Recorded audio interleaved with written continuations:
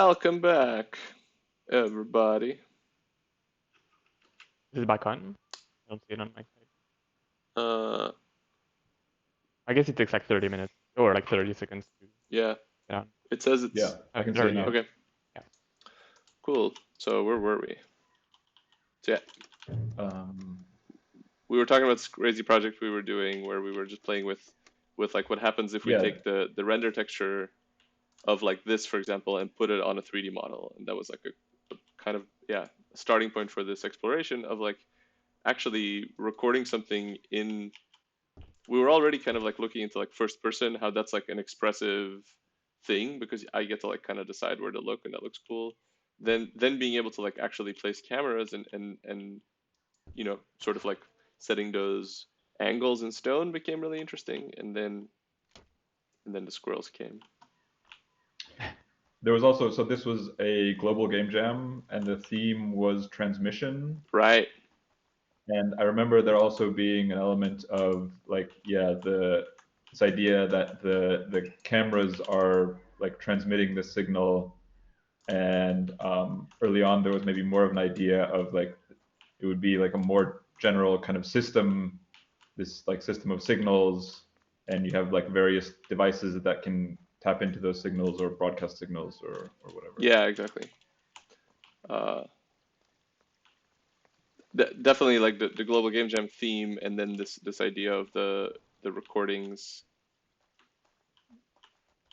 kind of just led to this mechanic, yeah.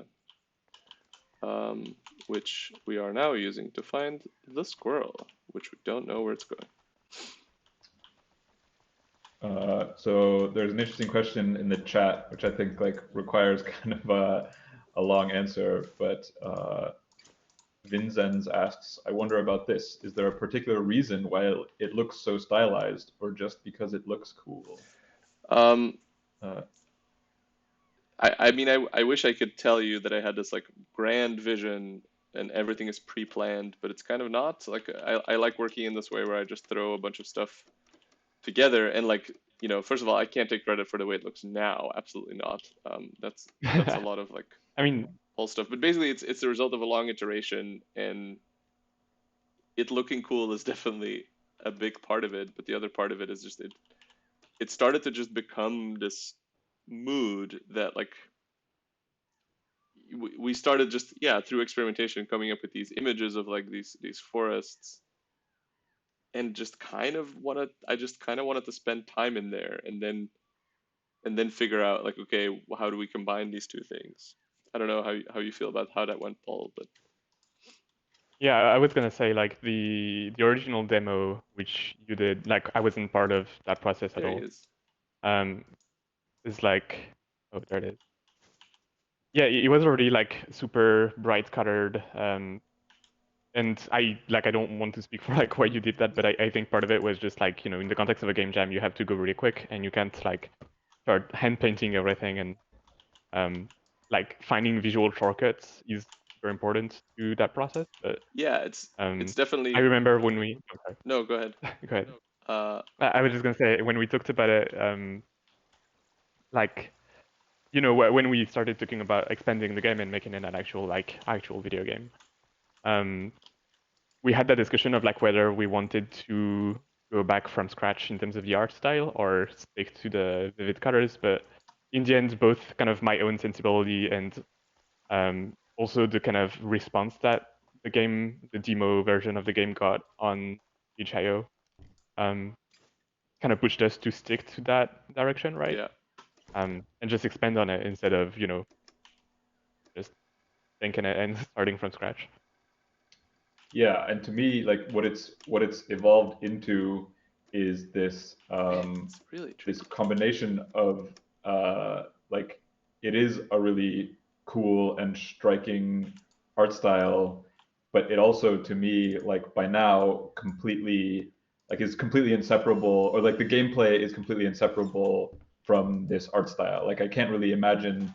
I feel like the game would have to kind of function differently if it had a different art style, and there's a bunch of reasons for that, just like the fact that the fog is so heavy and plays such a role in like your visibility, and just the way like the levels are layouted and feel like all of those things kind of rolled off of these decisions about the art style, and it's become like kind of this marriage of all these different things, and really, yeah, it's hard for me to imagine this game looking like not having this look to it.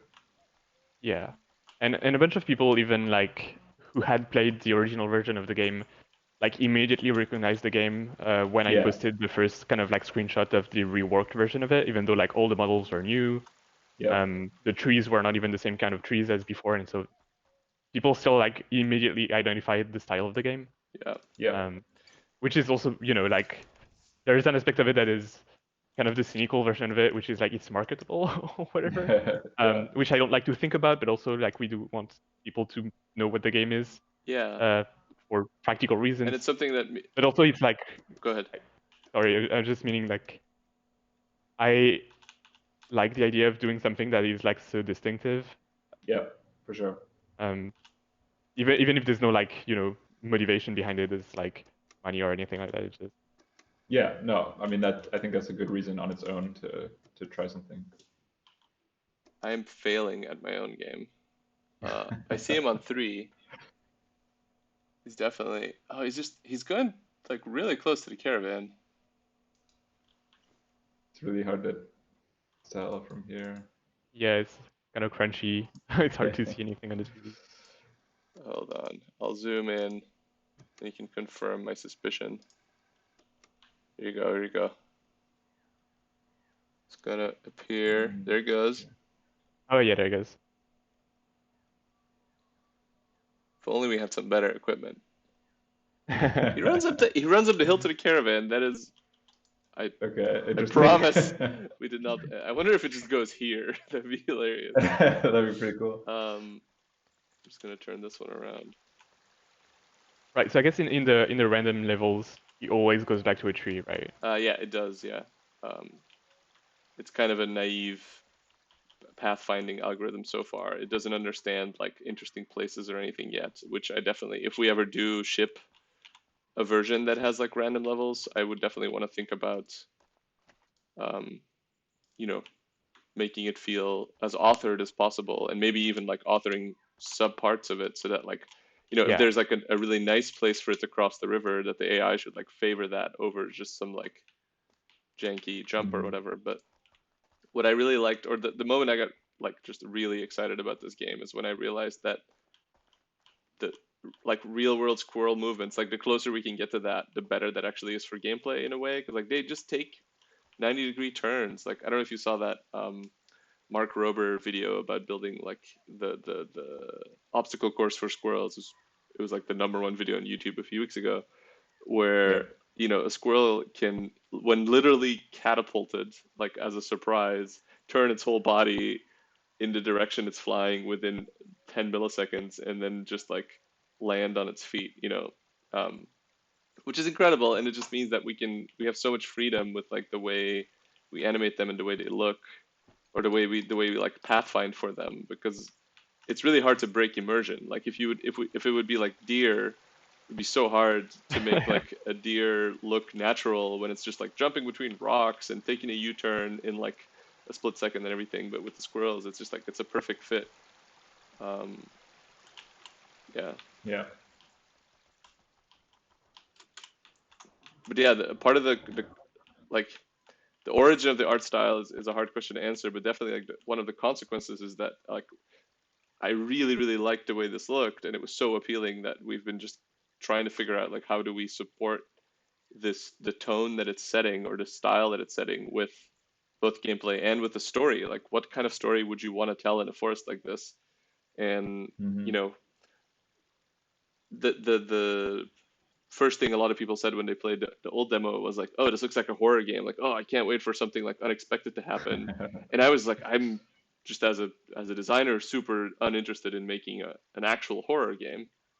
And I think as soon as you Yeah. started adding color palettes like this one, it's clear that it's not a horror game, but it's still also not just like a happy, funny look at the squirrels lol game either. So we're just yeah, I think it's unexplored territory for better or worse aesthetically, like where we ended up, and I love it for that. Like I'm just never interested in creating something somebody has done before, or like Yeah. uh, when it can be avoided. Okay, we should find a squirrel. Let's end this. I think yeah, the like it's interesting that people went for horror. But it's Yeah. also like I think it's now inaccurate to say that it's kind of pointed that way, and now even with the current colors, it's still gonna be like a mystery game. I Yeah, think I keep going back to like mystery as the way to kind of describe the mood of the game. Yeah. And also like you're looking at scrolls at night, like it's not it fits with the what you're actually doing in the game a lot. Yeah. So I think, yeah, I mean, it's, I see it. all right, where's it I going? see it. It's uh, right above Oh, this there it camera. I think that is. is that the tree by the caravan? is. I think it is that tree. Let's see. Yeah. Sorry, I That's interrupted funny. you with mice. No, it's like I'm totally on the same page as Paul. It's like, yeah, mystery feels like the like one keyword that applies best, and I really think so much of it is just like fog, just like the fact that you just like can't see very much at one What do you time, mean? and the fact that like I see the everything. fact that like so much of it happens at night too. Yeah, Just like, yeah, naturally, yeah, there are kind of like two directions you can go with that, which is like horror or just could also you don't still be really mystery. know what's going on. Yeah, and that was kind of the fun part about designing this game, and still is, like, we don't really know what's going on either. Like, it's definitely been a lot of like putting tracks in front of us while the train's already going, and I'm not Yeah. saying that I necessarily prefer to work that way. It's just kind of the only way I know how to. Oh, there it goes. So we Nice. found it. Um, Sweet. I don't think the fax and the phone actually work. Let's see. The fax works, but I don't. Oh, well, rude. Just hung up on me. Just, I don't even know what it's loading right now. This might be. I might have to restart this. Um, but yeah, maybe I should run the actual demo, or Yeah. we can play this version because then we don't have to skip through the intro dialogue. intro, yeah. But yeah, Torvi, do you want to talk a little bit about the level design for the demo level? How that came to Sure. be? So uh, the sort of level itself, the terrain in the forest is something that Paul had made a while ago, and I think it's just like a really nice feeling area and a nice like little introduction to this game. It's pretty small in terms of like surface area. You can see it's like fenced off by these fences on all sides, and it has these like nice kind of like distinct feeling areas. So like right now you're in this like little like rocky zone where there aren't too many trees, and then there's a river separating that area from like a more densely forested area, and then you have the caravan that's sort of sitting on this little plateau.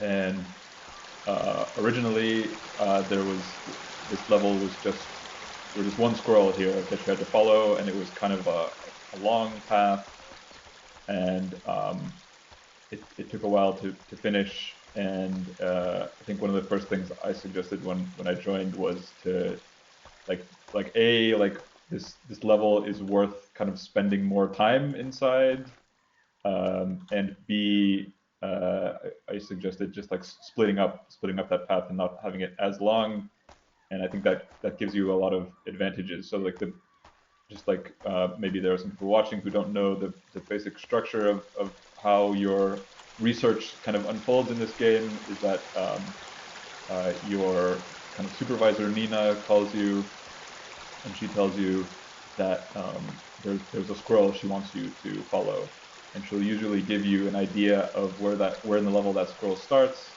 It usually starts from a tree, and you have to follow it sort of night by night, figuring out where it goes, where it keeps its nuts. So by splitting the level up into sort of multiple kind of subtasks, it gives you the opportunity to for each subtask have the player start in a different place, so you can kind of pull them through the level that way. Then obviously, like as they're following the squirrel, the literal path of the squirrel also kind of pulls them through an area. And yeah, I just tried to design. So for this is like the first level with like actual camera placement and following the squirrels in it. So it's a little bit of a tutorial level also. So it has some kind of, it has a very short kind of path at the beginning to kind of in the actual demo. you. It starts here. We're only spoiling the Yep. first 3 minutes, and it runs just up to this tree. Yeah, and that's just kind of to get you used to the night and day flow of the game and get you used to placing cameras and how everything works. And then after that, there's a slightly longer path that takes you through more of the level, and also ends with like a little bit of a narrative hook. Yeah.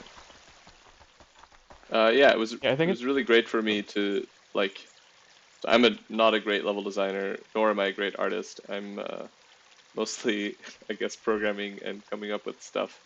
But it was really awesome to see how Pol, you know, creating these assets and thinking about the style, and then Torvi, you're being able to like, you know, think about how a player moves through a space. Like just one big thing you did was like initially I said like, okay, Pol, it would be awesome to have the caravan be like high on a thing, and then the caravan was high on a thing, but there wasn't like an obvious way for the player to go, and that level of thinking of kind of like, you know, you can always kind of like parkour your way up a bunch of rocks, like it's fine, but it's nice that there's like a bit of a path, even though and that doesn't feel like, you know, a road necessarily made by humans. It's the nice way to approach the caravan, and it just changes so much of the feel. So I feel like we've gotten to a really good way of collaborating on this.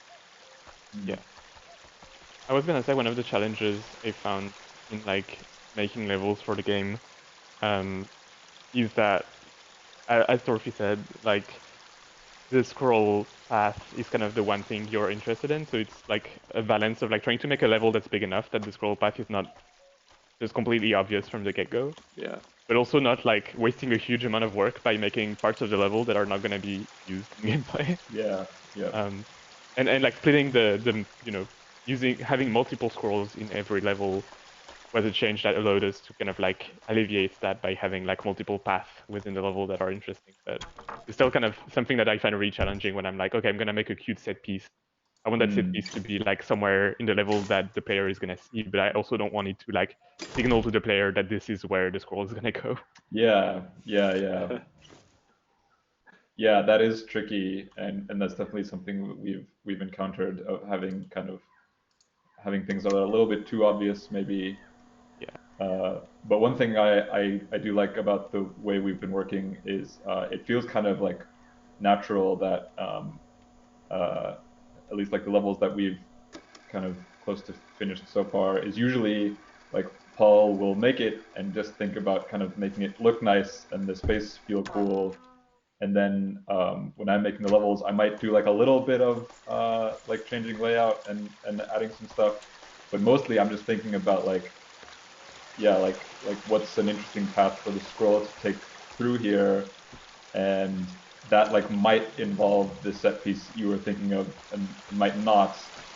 And yeah, I don't know, it feels kind of naturalistic, you know, in a way of just like the squirrel kind of like figures out a way through this world that wasn't necessarily designed around it running through it. You know what I mean? Yeah. And Gordon is asking in the chat if there will be many small levels or later, if the later levels are larger and more complex. Which I think the answer to that is like we are making the levels later in the game bigger. But a lot of the different levels also have different kind of like twists and kind of idiosyncratic uses of game mechanics in them. This level is kind of like the standard game mechanic that we have with the standard cameras, the standard like way to navigate the space. But um, some of the levels we're working on right now have different types of cameras, different types of like, like different just ways to lay out the space, depending on if it's like a lake, a swamp, a cliffside, stuff like that. So the scale of the level is only one aspect, I'd say, of that question. Yeah. The other question is also like, is it as easy to navigate as that one is, for instance? Or, yeah. Yeah, I mean, you can definitely get lost in some of them, Yeah. even though they're not like huge. But that's something. Yeah, I mean, little fucker. Do you see that? Oh wait, I wasn't no, I looking. One You missed sec. it. should look like he goes over that rock. So I was like, okay, I'll put a camera there, and then he just jumps over it It again goes and back. disappears, which somehow I missed when I saw him go over the rock the first time. So yeah, no clue where he goes. Just take a real scroll. Yeah, exactly. Yeah. But yeah, I wanted to You- chime in you- on the sort of level scope thing. We haven't really announced this anywhere because not many parts of this game are set in stone, but we're kind of aiming to have somewhere around 8 to 10 like distinct areas. I kind of don't like calling them levels because it makes it feel so video gamey, but just for like technical engineering reasons, we decided to not make an open world game. So they are effectively, like levels or I mean, also separate. game design Yeah, reasons. Like, well, it's entirely exactly. technical. Or like the game design actually made more sense when it wasn't open world anymore. It would just Yeah. be so weird that we have to like it's open world, but also you can't go there yet because we're not ready for you to go there. Yeah. Um, so they're levels, and there's not going to be like a huge amount of them, like, but we also don't want to really ask you to do the same thing many times. So there will always be some variation either in the level design or in the way you use the equipment or in what we ask you to do. Like sometimes it'll not necessarily be figure out where the squirrel goes. It might be something else. And because yeah, like Yeah. one of the main gripes people have with the game is this walking back. Like we're making you walk back, and there's going to be people who comment like, oh, I just want like a teleport button, and like we're aware of that, and I think making a bigger level would definitely sort of like exaggerate that like frustration that some people have with the game. My answer to that thing usually is just that like it's an actually like a deliberate pacing choice, like making you walk back. Like we give you a pretty generous running speed and a pretty flexible, you can jump over rocks and stuff. Um, I don't think like making you like letting you teleport would make this game any better. I think it would kind of ruin everything we are trying to do with the tone and the feel of it. But yeah, making two big levels at some point, that frustration would just become way too big. So we are going to, if a level is bigger, it might not be a level where you have to walk back all the time, or we'll look, or maybe you can find a way to find a shortcut or stuff like that. So we're aware of that. Yeah, to me, the thing that we're aiming for above kind of size and complexity is really density. I think both Yeah. in level design and in just like how this game feels. Yeah. I'd say like for me personally, I'd much rather play a really good, dense, short game than a game that kind of tries to stretch itself out over a longer period of time. And the same for levels. I think levels, like yeah, exactly. Like you don't want to spend a long time kind of just like trudging through this forest. You want to, and you want it to be interesting. And so to me, like the key thing is filling it with interesting stuff and making it so that you actually want to spend time there and walk. Like, Yeah. yeah, like you don't want to rush through the forest because it's just like a cool place to be. Yeah. There was another question Mm-hmm. from Boar Snows. What do you feel had the most impact in going from a concept to a game?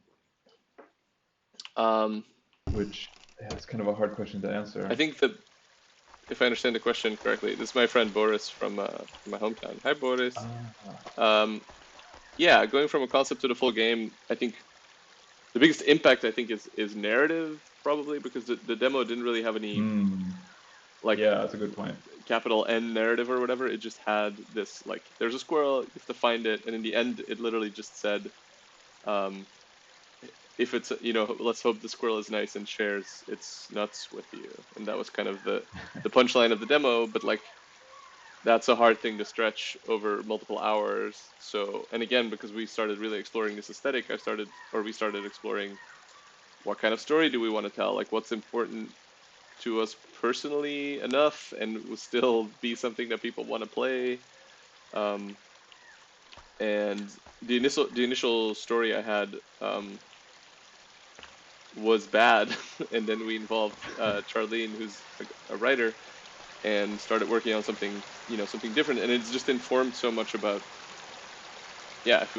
suddenly we had these like extra goals of like, oh, this is a super cool idea for a story we want to tell.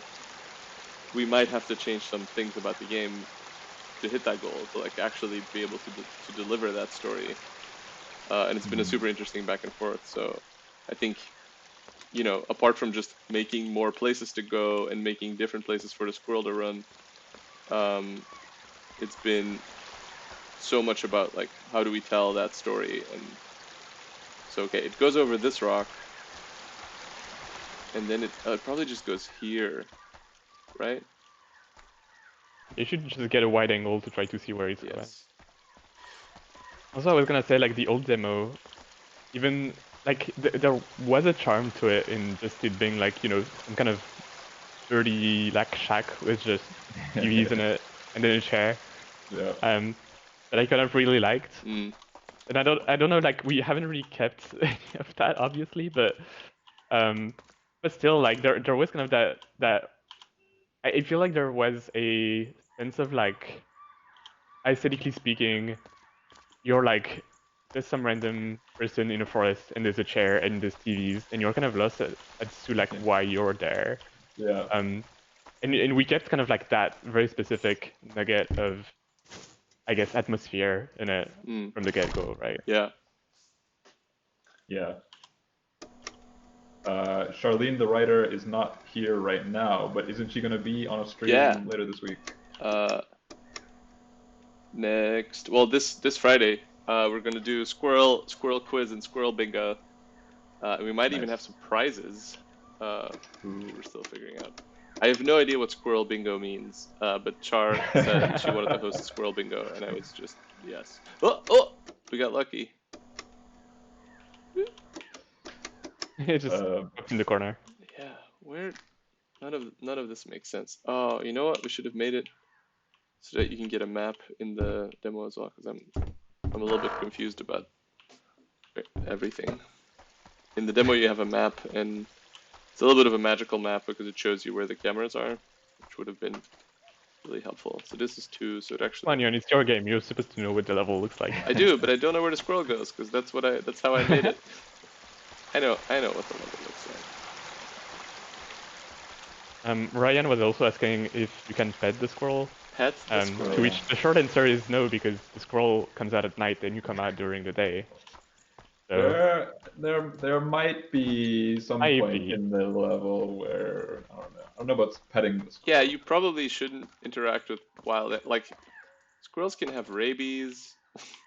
Like Yeah. don't interact with wild animals in nature. Like maybe in a park it's like somewhat forgivable, but in a I was gonna say something about like the tragic, the tragic distance of like communication through telecommunication devices, but you just made it about rabies. So.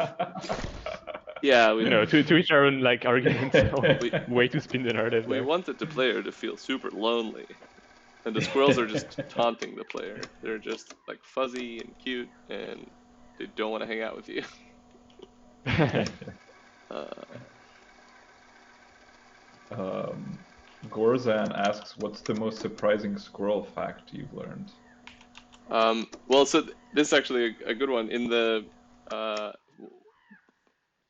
when the demo, the itch.io demo came out, there was a bunch of comments on like a Rock Paper Shotgun article from people that were like, "Squirrels aren't nocturnal. This game doesn't make any sense." And that actually for a while became kind of like the first like narrative hook. Like that actually fed into the mystery. Like, what if that's part of the reason why you're doing this research? That I think that might even be where the research angle came from. That sort of just like, oh, what if these aren't just like squirrels and you know you're hunting them to find out where their nuts are? That feels a bit arbitrary, but not if it's in the context of like yeah, some kind of like biological research. And then there was also this 99% Invisible podcast episode about a squirrel survey they did in Central Park in New York, which is also uh, super interesting. Like I recommend listening to it because it turns out like a lot of the stuff you do in the game is almost like, I mean, if you squint a little bit, it's like kind of a thing people do in real life when they're doing a population survey of, you know, I mean, I guess they're not wild, but they're not domesticated either, like the squirrels in Central Park. It's like literally just like figuring out where they have their nests, where they go, how many there are, and taking photographs to document that stuff is like a real thing. Yeah. But yeah, most surprising squirrel fact. I think the coolest squirrel fact is that this was like a viral, I don't know, Reddit or whatever thing at some point. That when they land after a big jump, they do this like cool like superhero one-fisted pose. You should look it up, like Oh yeah, squirrels you guys something landing. about Yeah, that's really sick. They basically every picture of a squirrel landing is like a superhero, like a Marvel movie front cover or something worth of epicness. Um, and then the other one, oh, there's also, man, there's so many good squirrel YouTube videos. Um, Squirrels will hide their nuts, obviously, like, and they will bury them often. They will also fake bury them. So they sometimes know they're being watched by other squirrels, or think, that. you know, maybe they just imagine they're being watched by other squirrels, and they will sort of like run up in front of them and just like, oh, look, oh, is he still looking at me? Okay, I'm gonna like dig a little hole here and then put nothing in it, close the little hole, run away, and then it would wait for the squirrel that's watching it to like go to that place so that it knows like, oh, it's no longer watching me, like it's busy, and then it would actually go hide the nut. there's like there's a YouTube video where somebody's like documenting that behavior, and it's just incredible to me. Where like that's a level That's of pretty like good. sentience that I didn't really expect. Where they're like, Hmm. because they're super territorial, they're not very, they don't really hang out outside of their like families, um, but like to the point where they will like spy on each other and try to steal each other's food, and then also fake have fake stashes to psych each other out. It's just Yeah. uh, I mean, it's interesting because, like, on one hand, you've got these like very kind of advanced strategies that scrolls have, but then on the other hand, you've also got all the stuff about scrolls. Like, as far as I know, they're not able to count, or they Yeah. have like very idiosyncratic places in their brains that are actually clever, and then the rest of it is really not clever. right. So you end up with this thing where like they're really good at like territory and marking and all of that, but then at the same time, they will just literally forget nuts that they have planted, or Yeah. there's that story of like a squirrel that like a squirrel nest that fell down, and then the squirrel mom kind of came to get all the babies and take them to a different nest that she just made. But she was just like kept coming back even after all the babies were taken away because she was just like it wasn't clear if she knew that there were no more babies. She was just like, oh, Yeah. I don't know how many I'm supposed to get back. Yeah, exactly. Uh, there's so many good stories. The Mark Rober video is really great too because he just like assumes that all the squirrels are boy squirrels, and one of them is like kind of fat and lazy, and then halfway through the video he finds out that it's a pregnant female. And when the like sort of typical squirrel pose of like sitting you know, hind legs eating a little nut. Like the pregnant squirrel would just like always belly flop and just like fully like completely lie face down. And yeah, they're so expressive little. And then there's this other thing where like they're kind of just like rats with a fluffy tail, and we some for some reason like rats have become this, you know, like hated, gross version of this like cute, otherwise cute little. I mean, there's people who have pet rats, and I think rats are fine. It's just kind of funny that like visually the main difference is just that one has a fluffy tail, the other one doesn't. Yeah, I mean, from my experience in Montreal, like squirrels are just rats that can move up trees, and that makes them work. Yeah. They will ruin your plants. They will ruin your compost. They will eat garbage. You know, I've seen squirrels just like, you know, snacking on toilet paper in the street. Whoa! I These illusions. did not expect that. Sorry, I just saw it go up and also glitch a little bit. That's not great. Wait, where is it? Oh yeah. Oh no, it does. It's okay. No, it's just going up. It's not even glitching. It was glitching on a different tree. It doesn't matter. We got it. Somebody asked about the dots on the mini map. That's just kind of to remind you of where you were just walking, which is sometimes useful to like to retrace your path. Yeah. Yeah. It's not a great implementation. I think that we might at some point like revisit the entire design of this little guy. Yeah. But it does work. Like it's kind of more of a failsafe than like a tool where like if you forget where you placed your cameras, I didn't want to have like a UI system for like finding them. I wanted to have some sort of like in-game tracker device or like compass or what magical compass, and we settled on this like, you know, kind of 90s Garmin GPS looking thing. And initially, It was fun to design. what's that? It was fun to design. Yeah, Just like, oh yeah, I'm gonna put an antenna on the square. exactly. And the funniest thing was that initially it didn't rotate the map. Like that's like a feature of like UX that Google Maps on phones came up with, or Apple Maps. I don't know who was first. Just like to auto rotate the map because like the phone has like a compass and everything and a gyroscope. And people have gotten so used to it that like playing without the rotating map on the thing was just unplayable. Like nobody, even though you would have sort of like, okay, the caravan is this dot, I'm this dot, people would just lose it and completely get disoriented. Like it took me like a little while to get good at it, and I kind of liked it. It was this like fun orientation challenge, but when we tested it, nobody liked it. So that's why this is a little bit like anachronistic of, looks really old, it's very like, you know, low pixelated and stuff, but then does this like magical map rotating thing just because it's I mean, I feel like that kind of applies to most of the technology in this Yeah. game. I kind Yeah, of it was like like that that. it's not like a specific time period, you know, it's not like purely 80s technology Yeah, or whatever. exactly. It's kind of Yeah, and I mean, part of it as well is that, you know, you're supposed to be a researcher in a university, so it makes sense that you have like modern technology, but at the same time, the shitty hardware version. is like shitty hardware that the university got like 50 years ago, Yeah. and they're just like, we don't have the budget to replace it, so Yeah. we updated it firmware, but Yeah, exactly. Yeah. Like this stuff. yeah. Yeah. I really like. I feel like I'm almost worried that that stuff is like too interesting. The stuff on the shelf like there, because I want to like push the Yeah. buttons and stuff. Well, I don't think I ever I even can make it noticed this boring. cable before. It's a cool cable. Yeah, don't look at the cables too much, they're like really cheap. I'll look at the cables all I But want. I feel like I feel like a lot of the process for making that game anyway was just us like indulging in tiny quirks, being like, oh yeah, we want a GPS, and the GPS is gonna look, you know, like a lot of the features were added for flavor, and then that's why also some of them were kind of like cut back or changed after the fact, like the GPS, Yeah. where we're just like, the flavor is nice, but also people need to be able to play the game. Yes. Yeah. Exactly. And same with like the TVs that you used to be able to just move anywhere you wanted. Yeah. And that just confused people, so we're just like, okay, I guess we're just gonna like stick them in place. Yep. Yep. We also got a question about whether there will be repeatable seeds for speedrunning. That's definitely something we've thought about and talked about. I mean, the core game will be kind of a linear experience, which is going to be the same every time. Yeah.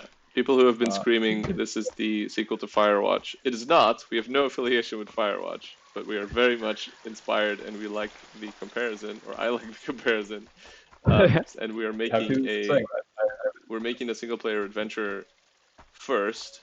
But the way we're playing it now, where like the squirrels are randomized, is kind of like my goal. If we can't do it at launch, at least I want to add this at some point later, where there's just like higher, there's replayability. It's imagine if like the Forest of Fire, which had something for you to go back to. That's kind of like, that's an enormous promise that I'm not making right now, to be clear.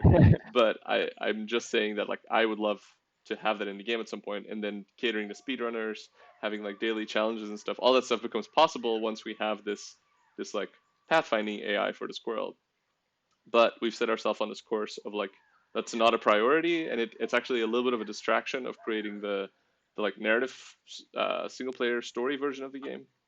But it's definitely in the cards, and just having somebody ask that question already like makes me feel like I want to do it more. But um, let's make one version of the game at a time. Yeah.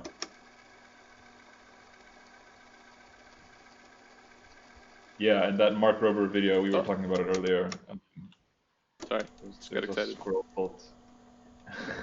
See, it just jumps from that rock. Isn't that cool? Do you know how hard I worked on that? That's the Pathfinder. The Pathfinder did that. It's already smart enough to know how to jump down from a rock to a tree. I love it. Sorry, Mark Rober. That's good. Good job. Oh, just somebody mentioned the video we were talking about earlier. Yeah, I think the coolest part of that video is that he talks about how like the squirrels orient themselves to land. Yeah. Like when they get launched, which is yeah, it's crazy how good they are at that. Mm-hmm.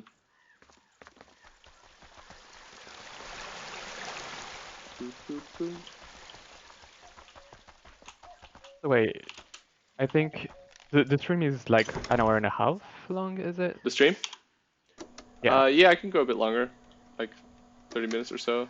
I mean, is somebody asking, or are you? Do you? no, I need was to go just to the wondering because bathroom?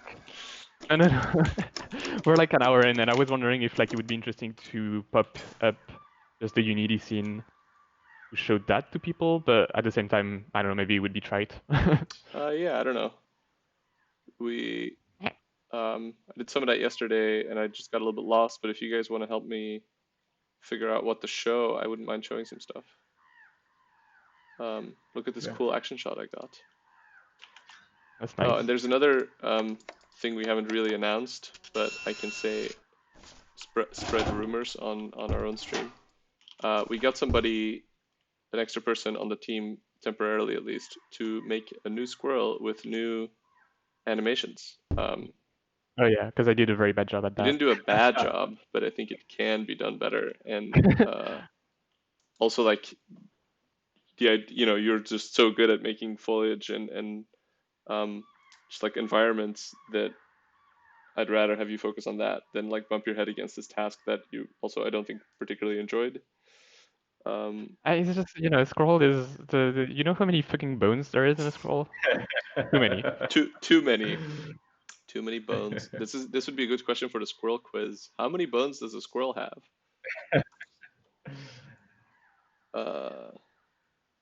Yeah. So yeah, I'm excited to see. I'm also very excited to have a new scroll. Yeah, exactly. So this isn't a question in the chat, but just a question from me. Do you guys want to talk about like influences, games or not games for this game? Yes. Who wants to go first? I mean, I feel like you should go ahead in terms of like, I mean, is it, you're the main person behind the game. Sure. I mean, I think Firewatch was a big influence, not necessarily in it's a single player narrative game, blah blah blah. Just more like the sort of promise of that game of just like being in a forest alone. It's such a big, I don't know, like aesthetic desire to spend time in like beautiful natural environments for me. I don't know. I feel like, especially in like first person games, there's been so many, you know, like Portal, Half-Life, Quake, whatever, where you're always just like inside, and maybe you'll see a window and there'll be something cool out of the window, and you know you can never get there. While the levels of Half-Life that are actually outside suddenly feel, you know, they're so much more evocative because, you know, what's over that hill, and like, yeah, games like Breath of the Wild, just like the, yeah, being outside in a game, even though I like as a developer know that like the mechanics or the technology behind creating an outdoor space and an indoor space isn't that different, right? Like you can make a really big indoor space or you can make a really small outdoor space. It's still totally different. So yeah, just games with forests were a big inspiration. And then mechanically, like when I feel like a lot of things changed for me after I played Quadrilateral Cowboy by Brendan Chung. You both probably remember how I got obsessed with that game for a while and Yeah. wouldn't stop bringing it up in meetings. But it does a really cool, really great job at just like putting you in a place with just enough narrative for you to be interested in what's going on. Um, and just it gets away with so much jank. Like there's a like polishing things to like a I don't know, double A if not triple A level, which obviously we're not able to do. It takes a lot of work, and it's often not particularly interesting work, and that game just proved that like gamers are smart enough to, like, they don't necessarily need that. Like game designers are often the only people who care about a certain degree of polish. um, and with that jank actually comes a bit of, it's like uncanny valley stuff of like if certain things in your game work too well, you kind of have to match everything to that level Yeah. of quality. And Quadrilateral Cowboy made so many interesting like scoping decisions that, yeah, that was hugely inspiring, as well as just, yeah, the way, I think that was maybe the final nail in the coffin of me wanting to make an open world game, is just to see how that game worked with this, like, it has this like hub space that feels like your space and you can move stuff around in it, and then it just takes you to different interesting places to do different completely pre-designed things. Even like, Yeah. initially I had the idea that like you get paid for delivering your, you know, your like Peter Parker and Spider-Man or whatever, taking pictures and getting paid, or well, I guess like anybody who works for a newspaper, getting paid to take pictures by a media outlet. And with that money, you can buy, you know, the third TV costs $200, which you need to find two squirrels to buy. That was like an idea I had for a while, and it would have been a very different version of the game. And Quadrilateral Cowboy actually does that, but it's completely scripted. Like Yeah. you get money from doing the missions, but the missions are linear, and it takes you to a shop, but there's only one item, and you don't even really actively buy it. It's a cutscene that gives you, here's the new, like, the teleporter thing that you now have and will need for the next two missions. And it was such a great, like, you know, I can still have these ideas of like, you get an extra TV narratively, but I don't have to think about like an economy in this game that I want Mhm. to be only a few hours long and to actually be about being in a forest, right? Like, yeah, there was a lot of conflicting ideas, and looking at Quadrilateral Cowboys like scope helped me filter through which ones to keep, I think. Yeah. I think another big thing that came from that game largely is this idea of like diegetic Oh both yeah, interfaces and just like the chunkiness of everything, having these like chunky physical buttons yeah, and having these like physical devices that you like interact with in a kind of almost simulated way. yeah, Yeah. Yeah, and we And want to that, emphasize that more in the game, actually. yeah, totally. And like on the point of like jank, like I think another like huge upside of like kind of being okay with a certain level of jank is just it lets you make all these different things that I don't think you would have, yeah, like the time or ability to really yeah, make if if you insisted on having everything be kind of super polished and flawless. Yeah, exactly. It's definitely like always a trade-off between like time and cost and um, level of quality or polish. Yeah. It's hard to hunt for squirrels and have a conversation at the same time. Yeah. Should have actually just He's struggling. pre-recorded all this footage. And... Yeah. In the inspirations that we had, I guess we should mention like all of the rocks that are in the game Oh, yeah. are originally from I think it's Unity, a team of Unity people did some like photogrammetry experiments, and they scanned a bunch of rocks from the Fontainebleau forest, which is in France next to Paris. And both Joon and I have like very fond memories of it because we actually like went there a lot. It might be my favorite For place me, in was the as a world. kid, and for you, like you did rock climbing there, Yeah. right? Yeah. Yeah, it's probably the place I've camped at the most, for whatever that's worth. It's it's an amazing, like magical forest full of rocks, like literally like this. So these are Yeah. photogrammetried rocks by the Unity team. They're open source. They're on the Unity Asset Store, I think. Yeah, I mean, I had to clean them up a lot to make them fit the game, but they look like that. Yeah, exactly. They're like this weird, like they're sandstone. Which means they're like relatively soft in the sort of geology. So they get these really crazy bubbly shapes. Yeah, they were like entirely shaped out of just accumulation of sand and then erosion of these like lumps of sand. Yeah. It's kind of like how you imagine the bottom of the ocean to look sometimes, and then, there's no more water. Yeah. There we go. Got an action shot on this roll. Yeah, that's what I'm trying. Oh, come on.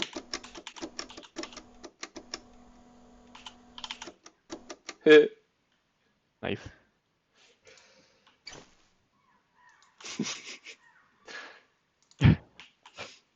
Well, once we have a good scroll and good animations, you can do that again. Yeah. This time it won't look jank.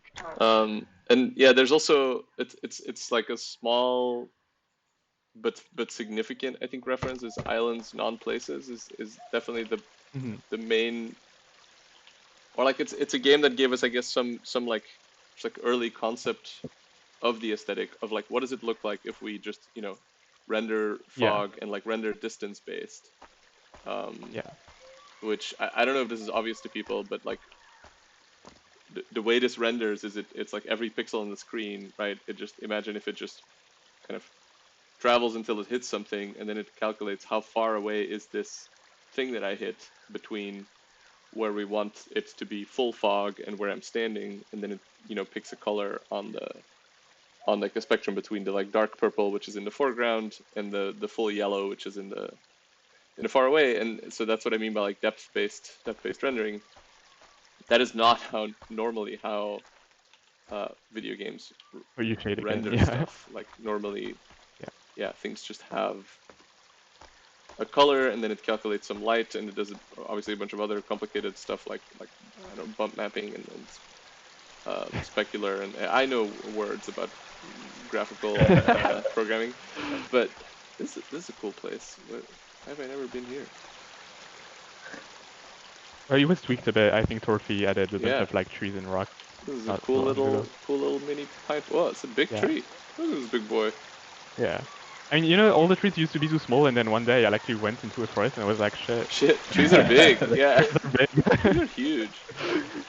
And so I just scaled it all up by like a factor of 1.5 or something like that. Welcome to the Nut Stream, where we talk about how big trees are. This tree, very big. I guess on the... Sorry. I just wanted to say like about the rendering. That's like to me has been like a fun part of this project, and is like both something that offers a lot of affordances but also a lot of limitations. Is just the fact that there's no lighting, like there's no directional light or anything that helps you make out the shapes of things. All we have is the distance fog, and then we all have outlines to show you the contours of things. And then some objects have, like the rocks there, have textures on them. And I don't know, I just think it's like it's both like super interesting to have a 3D world that's entirely represented that way, and it's a fun just like level design constraint to work around. Yeah. Yeah, and there's a lot of thinking that goes into like, where you want to put like to line up some specific volumes with like grass, because grass has Yeah, these tiny highlights to it. So just putting grass somewhere makes it a lot clearer like where the ground actually is. Yeah. yeah. Um, And we've so discovered a bunch of things like so the terrain itself, like the ground does not have outlines on it, which means it's harder to tell like subtle contours on there. Or actually, yeah, it's often hard to tell like even like sharp contours, and yeah, like you can, if you're not careful, you can end up with these like large spaces of just like solid color.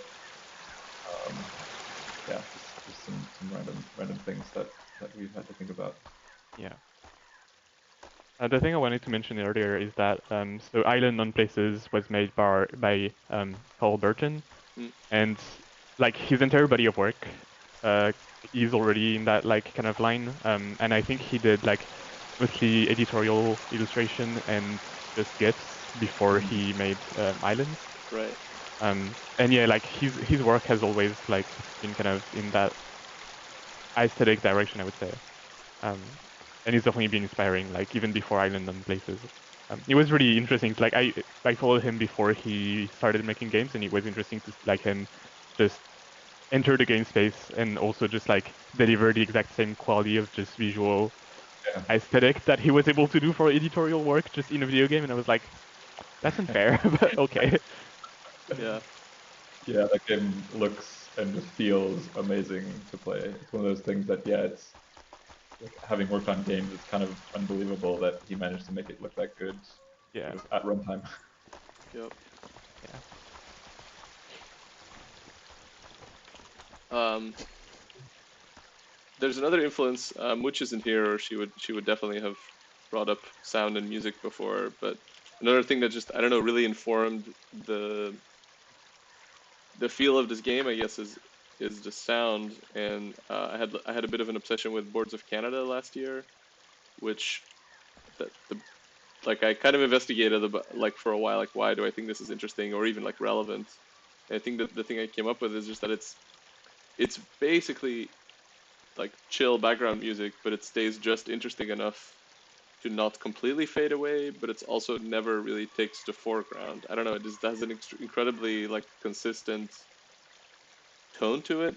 And me and Mooch talked about it a lot, and I feel like she's able to capture some of that in the music, but also in the sound effects of like, so she does everything with real objects, which is what Foley is, right? Like from way before digital recording and stuff, like movie sound effects were made in what's called a Foley studio with um, physical objects. You want somebody, you need to record a person walking over some crunchy snow. You're never going to be able to capture that with a real microphone in the real snow. So you end up crunching a bunch of leaves in front of a microphone and overlaying that sound. And she actually does that for Nuts. I have to turn the volume down to make the stream audio work. But when you play the demo, just like, yeah, have a listen, and the songs, like while of course being digitally altered, were all sourced from like real recordings and real objects. And I think it's, Yeah, yeah, just amazing to me that she's able to create such a coherent or cohesive soundscape from those objects, from those yeah. things. Um, Something I really like that kind of emerged from her sound design is this like mix of the visuals are like so stylized yeah, and abstract, then the sounds are so grounded and realistic, and it's just like a really interesting contrast, yeah. I think. It's another one of those things yeah, where like that sounded like a cool idea, and then we just started exploring it and iterating over it, and actually it became just this super unique like flavor thing of the game. Uh, Something that occurs to me, like I know you've like I've seen you talk about Boards of Canada before, but it didn't occur to me until right now, is that there's also something very like nostalgic about that music. Like Oh yeah, it's deliberately a reference to these like old like educational videos. yeah. It has a lot of And VHS texture in their music, or like yeah, cassette tape texture, I guess, in their music. Sorry, I'm getting my phone charger. and it does feel like this a similar sort of like kind of anachronistic nostalgia that the technology in Nuts Yeah, hadn't really thought about that that's a really before. good thing, and I definitely I've brought this up with Mooch a couple times, and we haven't. She's mostly been focusing on sound effects, and we haven't gotten too deep into music yet. Um, to like, I want there to be like an audible like cassette bend effect in the music at some point, or in the. Oh no. Guess we're gonna do this for a while because my phone is charging. I'll be at a 45-degree angle. Just popping in from the side. Yeah, Borthnos asks, is the intention to remain without musical elements? Definitely not. Like there is music in the demo, Yeah. and there's going to be music throughout the game composed by Mooch, Yes. who is Yeah. sound designer and composer and voice of Nina. Yes. She's really carries a lot of weight in this game. Yeah. Yeah. And does amazing work at it too. The Yeah. toilet, unfortunately, is non-flushable, so there will not be toilet flushing sounds.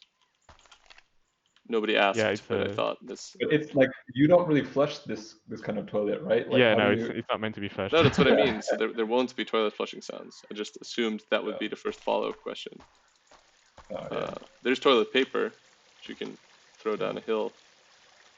We're really using those CPU cycles well, I think, with important features like this. Yeah. Oh, there's a mention of Shape of the World in the chat. Oh yeah. And like I was very, very inspired by Shape of the World when it was just GIFs on Tumblr, I think, which was at least like 4 years ago or something like that when I was a student. So like I didn't think about it while I was making Nuts, I think. I don't think it was in my reference kind of like, framework, but it's definitely been like super important to just my art as a whole. So Right. I would say like there's probably like some kind of lineage that you can find if you just like look back into how I developed kind of a sense of my artistic sensibility there. It's definitely been part of that. That's interesting. Yeah. So Boris, who is in the chat as Bursnus probably, actually played Shape of the World live at a maze with a live Oh, band last year or 2 years ago, which was kind of an incredible like live performance experience that we put up. It's kind of a dream of mine to do a live Nuts one day with some sort of band or symphonic orchestra or something small. and live foley from Mooch. And live Foley, Yeah. yes. She's actually done that as well. So at a maze, was that last year? Yeah. Yeah, at the maze last year, Oh, she live on stage. It was really funny because we had just had a conversation about like we should get a sound person on the team, me and Paul. And TU actually, Tifan from Klondike gave me a bunch of recommendations. And as I'm like scrolling through them, it's like Almuchwaka, and I have like the maze program next to me, and it says Almuchwaka live Foley performance, and I look at the clock, and it's like right now. So I just like stand up, walk to another room, and here's this incredible person doing this incredible performance while somebody's playing an adventure game, like a point and click adventure game, and she's literally sat in like not a booth because it was just on a stage, but just sort of like in between a bunch of stuff, like old radio and I don't know a like sweater pile or whatever, and just is and like I think like a wooden box, a crate, so that you could do the footsteps. And somebody's just like playing the game, and she's making the Foley live, and it was just completely magical. And I approached her afterwards and was like, "Hey, do you want to make a game with me?" And she said yes. And the story was slightly more long-winded than I expected. But yeah, it was great. Nice. I'm trying to get the toilet paper and the squirrel to be in the same shot. Oh, nice. You got it.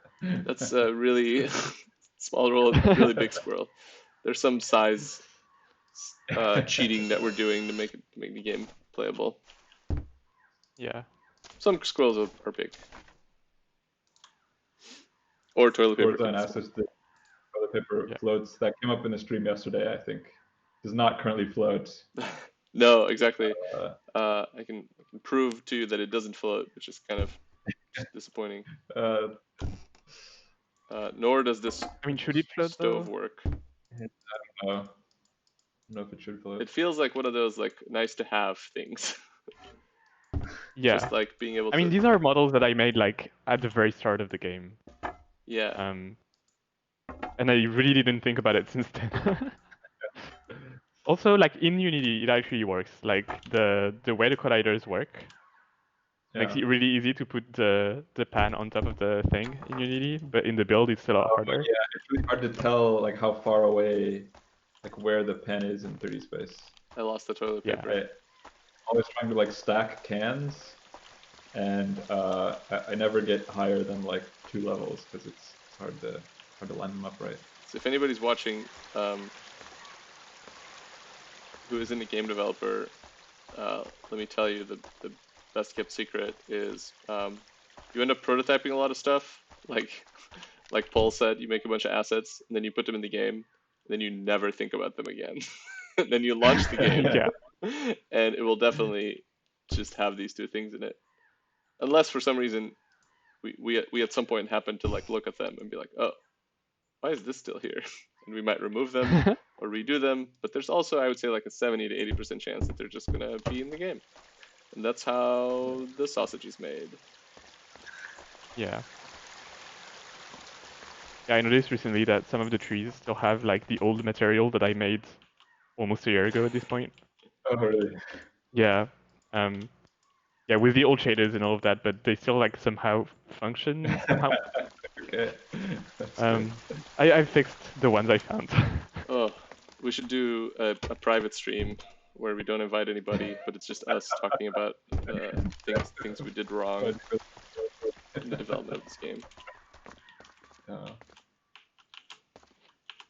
I'm just making a mess for the squirrel. I'm making a nice little tea and potty party for the squirrel. What else should I bring? Maybe like a picture of itself. Have a picture. No, wait, this was a different squirrel. No, wait, that is the same squirrel. Oh, the crate. Can I, hold on. There's also a bunch of cans at the top. Doing some important work here. Oh, damn it. Make this. So yeah, this reminds me of like the biggest sort of, I don't know, way I used to describe the like tension that I feel when designing this game is that like I'm actually really inspired by immersive sims, even though I never actually played one for very long. I think maybe Jalopy is the one I played the most of, which is like a Eastern European Trabant car simulator game that makes you care about what a carburetor is and just fix like obscure parts about your old car. Like I kind of love the way that feels like super tactile. And initially the first iterations of the Nuts as a bigger game, I had the idea that like, oh, you should be able to like pick up these TVs and move them around, and like you should be responsible for like folding up these tables, and I'm gonna make you care about all these little things. Pick up the printer, like setting the channel of the printer. You also had like channel buttons on the TVs and stuff. It was so easy to like within the first 5 seconds of playing, get yourself in a state where nothing works and you don't know what's going on. So we had to like backpedal quite a lot from that, and I think it's a much better game for it.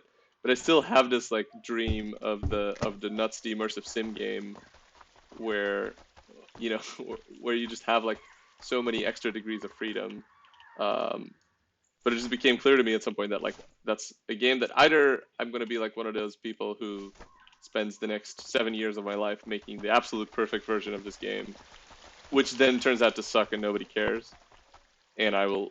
Well, I think it's also interesting to think about like what. So I haven't played that much Jalopy, but like we were talking about Quadrilateral Cowboy earlier, and I think like the cool stuff there is not necessarily like the degree of freedom you have, but just like how like physical and tactile interacting with all this stuff feels. And I think we do like capture that, and that's like a good thing to aim for. Yeah.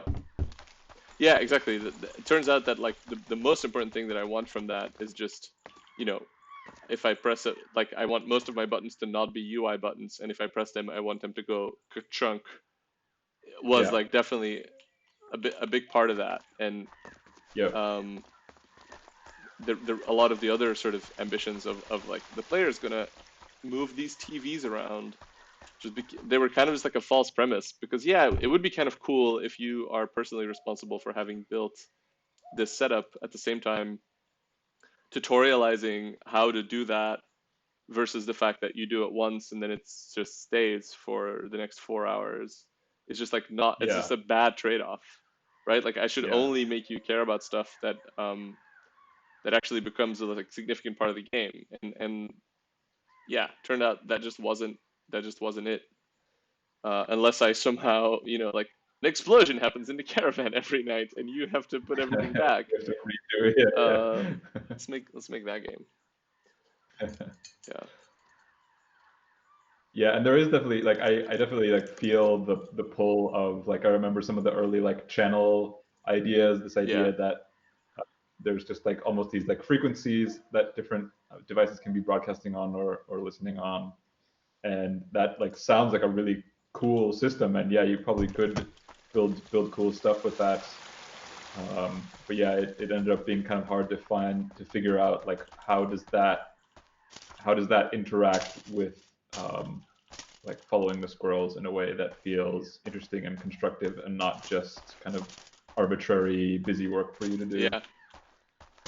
Yeah, that's a big thing. Like an immersive sim, I think a really important part of that is it has to be at least someone's fantasy to do the like minutia that's involved with it. And I feel Yeah. like old car maintenance is definitely like a fantasy. Like there's an entire subculture of people who care about that stuff. Um, hooking up a bunch of VHS equipment might not be one. Like tediously figuring out like which of the 37 channels of your old ass TV the Nintendo is outputting is maybe not Yeah. exactly an aesthetic that I should. That is nostalgic though. That was definitely It is, but like, and I feel like we're able to like approximate that nostalgia by even just like having those wires hanging and those like clunky like boxy yeah, TVs. yeah, That's the part of it that I'm that I'm happy to keep. But yeah. and maybe there's a level where there's a puzzle where you have to figure out like how do I get this thing to output to the right channel, like specifically that Yeah, as a moment in the yeah. game is still definitely a possibility, but not as I like a think we, foundational just yeah. yeah. Like Tyne mentions in the chat, like squirrels might ransack the caravan. That might happen at some point in the Oh, game. Spoilers. I don't know. This door is pretty sturdy. I don't think little squirrel hands. Oh, there's no glass in any of these windows, I guess. they're, Boop. they're just. Uh, yeah, Um, that might happen. I don't know. Luckily, we keep it organized. Marin, my wife, has complained many times that she can't make the bed. oh And yeah. I, Should be. yeah, Yeah. which I think is a really That's a funny. good one of these little, yeah, like the tasks like putting up the TV, like that could be like an optional thing Yeah, to I make the mean, better. I can't like again. I'm not gonna do this really, but part of me really wants to actually go into like cloth physics and make you like drag the boop boop boop boop boop, and that's how Yeah. you make a 3-hour game into a 30-hour game. Yeah. Uh, yeah. Um, that is, I do feel like that plays into another thing which we've definitely talked about, not in the stream, but oh wow, yeah, scroll or I mean phone cords test. Now it's just a bug showcase. This is not a This is bug, yo. intentional. Do you know how stretchy those cords used to be? Yeah. It's maybe a bug that is going through the wall, but it's arguable. But yeah, like one thing we've thought about a lot is like how much are we telling you about this protagonist? And I think making the bed is actually kind of an interesting example. That's one place where we are kind of imposing, like we are telling you a little bit of a story about the Yeah. protagonists. in that your bed is always in this unmade state. Yeah. Where for the most part, like we don't tell you anything about the protagonist. Like the protagonist is silent in the phone conversations that you have with Nida, and that's a very like deliberate choice of not wanting to. Oh wow, is that in this version? What is? I just noticed on the stream feed you were opening Oh, the yeah. It's that thing. it's in there. It's a little Easter egg of a Yeah.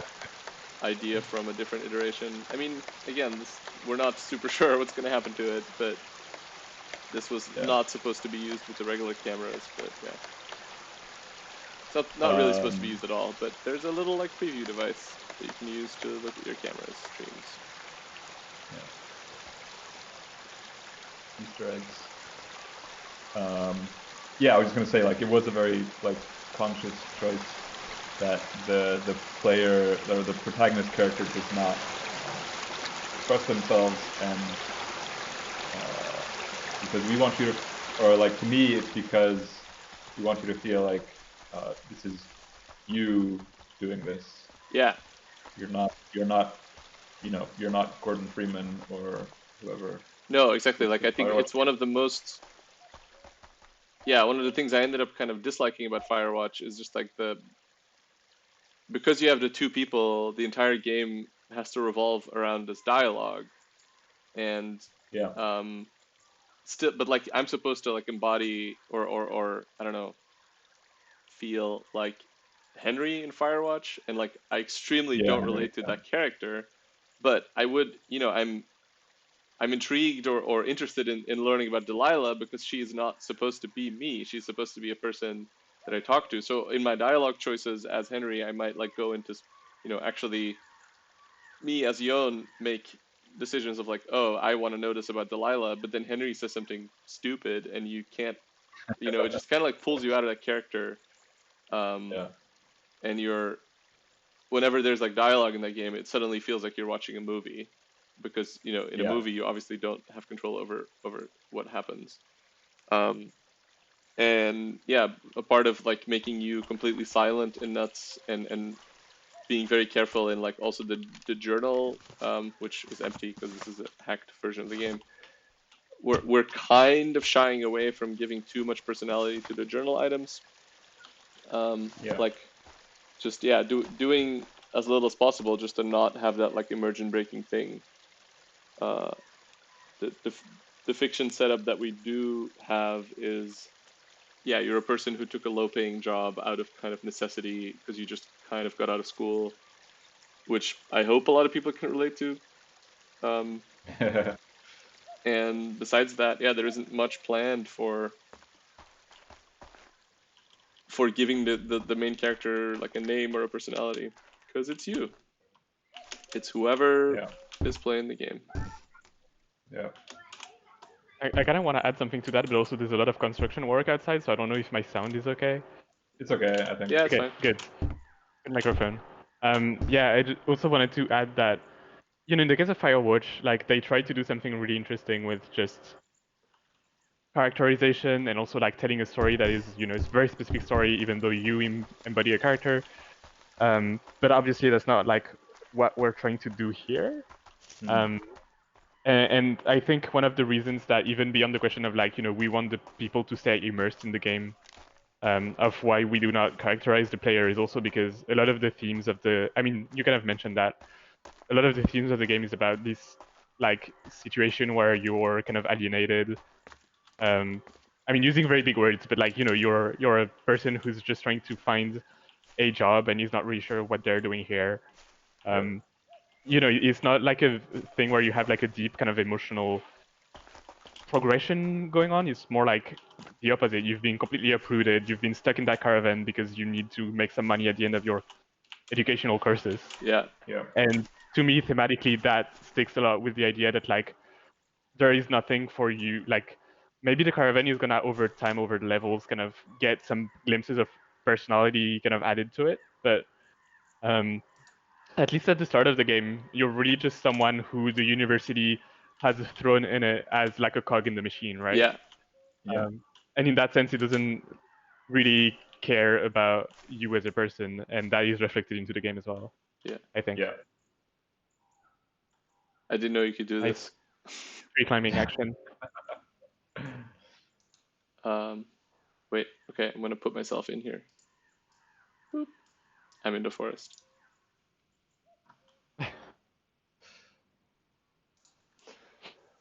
Yeah, should we maybe call it? It's been an hour and a half. Oh yeah. Please play the demo of Nuts if you're still watching. It means a lot to us, and Yeah. we are obviously excited about it. If you'd like to hear us rant about more stuff, tweet at us or write in the chat. No idea what the Steam Festival experience is going to be like, but play a lot of demos, wishlist a lot of games. Isn't it on Thursday? What is? Oh yeah, there's a cool stream on Thursday around the same time. It's an hour earlier than this one, where we visit Mooch's Foley studio. She doesn't allow me to say it without the air quotes because it's kind of just a room, but I think I mean, it has microphones, has a bunch of crap, so I think it qualifies as a studio. It's just not very big. And she's going to make some sounds for us. And yeah, I think it'd be fun if people are in the chat just like suggesting like what would a pooping beaver sound like if it's falling out of an airplane. And then Mooch will probably hang up, and then we go do something else. Yeah. So Thursday. Yeah, no, I mean, yeah, she's been like tweeting a few kind of just explainers of how she made some of the sounds Yeah. on Twitter. Yeah. Like small videos where she shows like which devices she used to make the sounds that are used in a game. And I just love these videos. So like, I definitely think it's going to be a super interesting stream. Yeah, exactly. They're We should, super cool, and look- she's super cool, and I'm excited. I'm excited about that.